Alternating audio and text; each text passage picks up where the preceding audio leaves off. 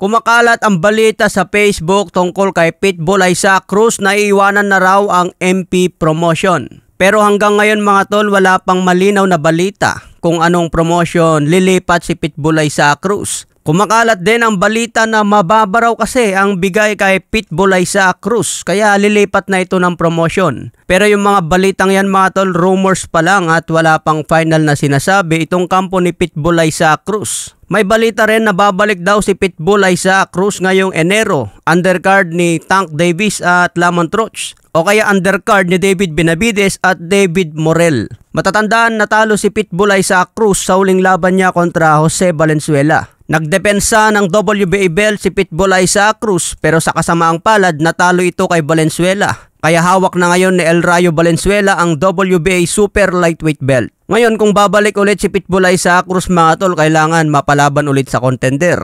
Ngayon wala pang official kung sino ang kalaban ni Pitbull Isaac Cruz at kung matutuloy nga ba talaga ngayong Enero. Sa ibang balita, kumakalat din ito sa Facebook at linawin lang po natin. Isang kababayan natin ang napalaban sa Mexico kontra Camila Zamorano. Ang kababayan po natin na si Norge Guro. So tama ba yung pagbigkas ko sa pangalan niya? Norge Guro. May kartada po siya na 13 wins, 4 KOs, siyam ang talo. Dahil may itsura po ang kalaban niya na si Camila Zamorano. Isang Meksikana ito at may kartadang 10 wins, 1 KOs, walang talo. Dahil nga naman maganda ang kalaban nito, nababash na po itong kababayan natin na wala man lang dahilan kung bakit binabash. Grabe naman kasi ang pambabash sa kababayan natin mga tol at masakit ito. Ang daming panlalait pa ang pinopost sa social media. Kapag ang isang atleta natin mga tol ay napapalaban sa ibang bansa, kung maganda man ang kalaban niya, wag naman po nating sabing Wamus Cruz ang itsura. Kasi atleta po natin ito mga tol, dala niya ang bandila ng Pilipinas sa ibang bansa. Ipagpalagay na lang natin na kapamilya mo si Norge Guro. Then makakarinig ka ng panlalait mula sa kababayan mong Pilipino, syempre masakit yan mga tol. Kaya tigilan na po natin ang pambabash at panlalait sa social media. Okay lang napunayan yung boxing skill, mahina, mabagal, makupad ang galawan, ganun lang mga tol. Pero pag lalaitin nyo na ang itsura ng isang tao,